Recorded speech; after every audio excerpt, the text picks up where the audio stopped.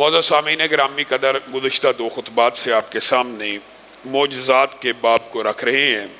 کوشش کریں گے کہ یہ باب جلد از جلد مکمل ہو اور سیرت کو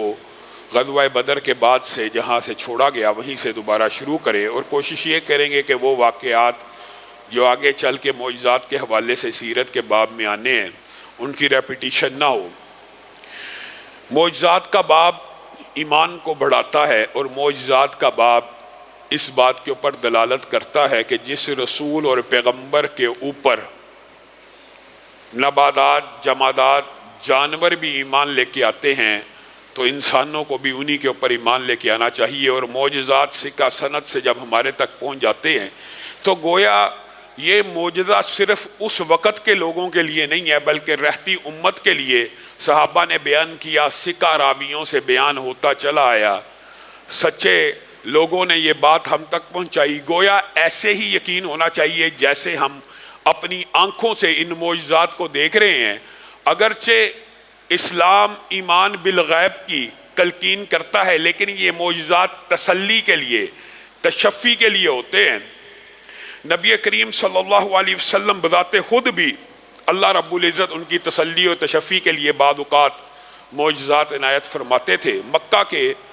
جور و ستم، ظلم و ستم سے تنگ آ کر پریشان عالم میں، زخمی حالت میں ایک دن بیٹھے ہوئے تھے، آسمان سے جبریل امین کا نزول ہوا اور آپ کو تسلی اور تشفی دینے کے لیے جبریل امین نے کہا، اے اللہ کے رسول،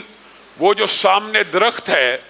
ذرا اس کو اپنے پاس تو بلائیے۔ رسول اللہ صلی اللہ علیہ وسلم نے کہا میرے پاس آ۔ وہ درخت چلتا ہوا رسول اللہ صلی اللہ علیہ وسلم کی خدمت میں حاضر ہوا، کہا اس کو واپس بھیج دیجئے۔ رسول اللہ صلی اللہ علیہ وسلم نے واپس بھیجا اور کہا میرے لیے تسلی اور تشفی کے لیے یہی بات کافی ہے۔ اور پھر یہ بات بھی یاد رکھیے، یہ ایک واقعہ کلوتا نہیں ہے۔ نبی کریم صلی اللہ علیہ وسلم نے اپنی زندگی کے اندر اس بات اور اس واقعے کے بعد جب بھی درختوں میں سے بھی کسی کو پکارا وہ درخت دوڑتا چلا آیا، حتیٰ کہ حضرت جابر بیان کرتے ہیں ایک مرتبہ میں نبی کریم صلی اللہ علیہ وسلم کے ساتھ سفر میں تھا اور نبی کریم صلی اللہ علیہ وسلم کو قضاء حاجت کے لیے کوئی اوٹ نہ ملی تو انہوں نے ایک درخت کی ٹہنی کو پکڑا اور اس کو پکڑ کے اپنے پیچھے چلانا شروع کر دیا، اور میں حیران رہ گیا کہ درخت ایسے سر جھکائے چل رہا ہے کہ جیسے اونٹ کے ناک میں نکیل ہو اور کوئی رسی والا اس کو کھینچ رہا ہو۔ اس طرح رسول اللہ صلی اللہ علیہ وسلم نے ٹہنی سے پکڑا ہوا ہے اور اس کو چلاتے چلے آ رہے ہیں، اور پھر دوسرے درخت کو پکڑا، اس کو بھی چلایا، ان 2 درختوں کی اوٹ لی، پردہ لیا، قضاء حاجت سے فارغ ہوئے۔ اور یعلا بن مرہ نے بعین یہی واقعہ کچھ دوسرے انداز میں بیان کیا کہ رسول اللہ صلی اللہ علیہ وسلم سوئے ہوئے تھے، ایک درخت رسول اللہ صلی اللہ علیہ وسلم کے پاس آیا اور آپ کے اوپر چھاؤں کر دی، آپ اٹھے تو یعلا بن مرہ نے رسول اللہ صلی اللہ علیہ وسلم سے یہ واقعہ بیان کیا، کہا یہ ایک درخت تھا جس نے اللہ سے اجازت چاہی تھی کہ میں اس دھرتی کے اوپر جو آخری رسول ہے اسے سلام کر رہا ہوں،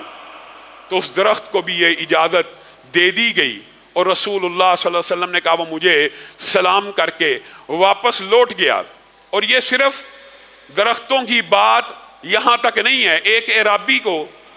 رسول اللہ صلی اللہ علیہ وسلم نے ایک بدو کو کہا تو میرے پہ ایمان لے کے آئے گا؟ کہا کوئی دلیل، کوئی نشانی؟ کہا یہ جو کھجور کے ہوشے لگے ہوئے ہیں اگر یہ گواہی دے میں اللہ کا رسول مان جائے گا؟ کہا مان جاؤں گا۔ رسول اللہ صلی اللہ علیہ وسلم نے کھجوروں کا اشارہ کیا، وہ دوڑتی ہوئی رسول اللہ صلی اللہ علیہ وسلم کی بارگاہ میں پیش ہوئی، رسول اللہ نے واپس بھیجا۔